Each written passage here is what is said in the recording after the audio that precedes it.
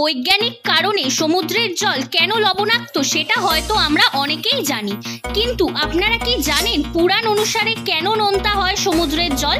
সৃষ্টির শুরুতে সমুদ্রের জল দুধের মতো সাদা এবং মিষ্টি অর্থাৎ পানীয়যোগ্য ছিল।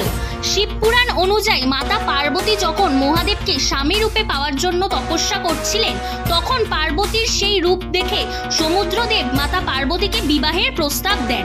মাতা পার্বতী জানান যে তিনি মহেশ্বরকে ভালোবাসেন এবং মনে মনে মহেশ্বরকে স্বামী রূপে মেনে নিয়েছেন। তখন সমুদ্রদেব হেন প্রত্যাখ্যিত হওয়ার কারণে মাতা পার্বতীকে অহংকার স্বরূপ বললেন যে শিবের কি এমন আছে যা আমার মধ্যে নেই? সেই আদিবাসী শিবের প্রতি কেন তোমার এত মায়া? আমি সবাইকে পানীয় জল প্রদান করি, আমার চরিত্রও দুধের মতো সাদা, তাহলে তুমি কেন শিবের প্রতি মগ্ন?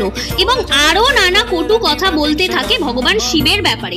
তখন মা পার্বতী স্বামী নিন্দায় এবং এত অহংকারের কারণে সমুদ্রদেবকে এই অভিশাপ দেয় যে তার জল আর পানীয় যোগ্য থাকবে না এবং তার রঙও আর দুধের মতো সাদা থাকবে না। মাতা পার্বতীর এই অভিশাপের কারণেই সমুদ্রের জল এত নোনতা বা লবণাক্ত হয়। হর হর মহাদেব।